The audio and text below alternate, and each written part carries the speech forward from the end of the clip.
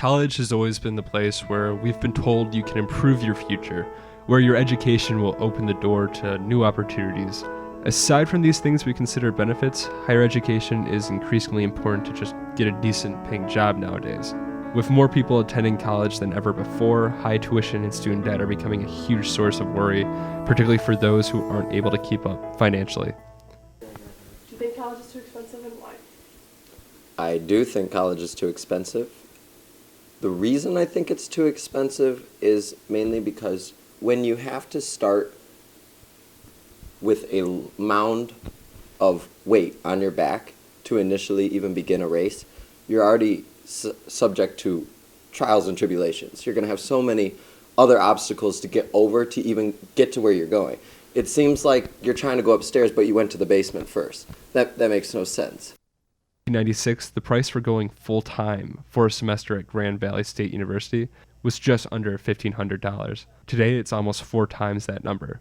That high price tag has forced many students to take on larger amounts of private and federal student loans rather than paying out of pocket. Right now, the total amount of debt people owe for student loans is approaching $1.2 trillion. So how did it get this way? A lot of reasons, but one of the biggest is that the states used to be a bigger source of funding for public universities. Appropriation for schools hasn't kept up with the growth of the schools themselves. After many state governments forced budget shortfalls in the wake of the 2008 recession, money allocated to colleges was the first to be cut. Schools have also dramatically expanded their services to keep up with their growth in students, fulfilling roles they never used to.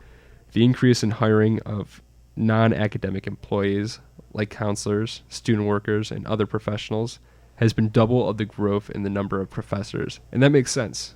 In order to appeal to prospective students and their parents, universities have opted to allocate more money toward constructing new buildings. A lot of our money is tied up in places you would not expect it to be.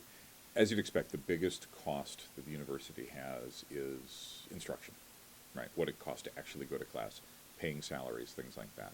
That's a 9-figure line in a budget. That's a lot of money that's tied up.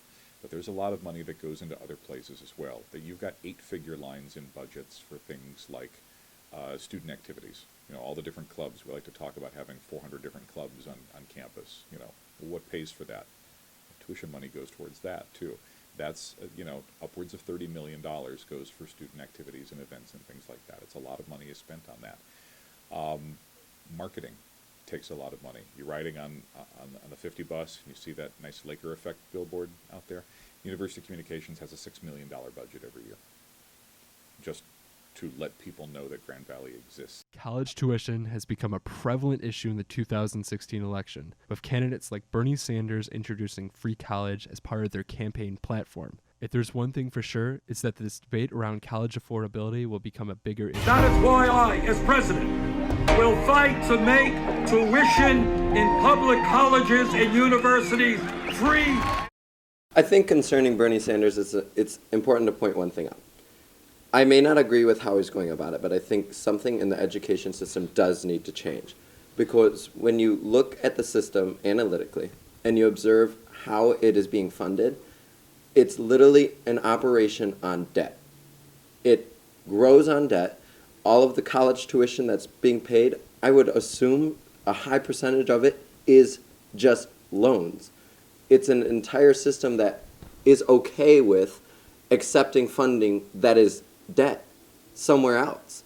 It's just a backlash that's continuing to load itself, and it's going to become a mountainous problem in the future, because when you continue to grow, and universities like Grand Valley, we're growing at such an extreme rate. We're building $55 million brand new buildings everywhere, and the funding is coming from debt that we as individuals owe. But they don't mind because they're still growing rapidly and they still get their checks at the end of the month. That's not a problem to them. But the problem is we all have to pay it 10 years down the road. There's my contribution to your $55 million building.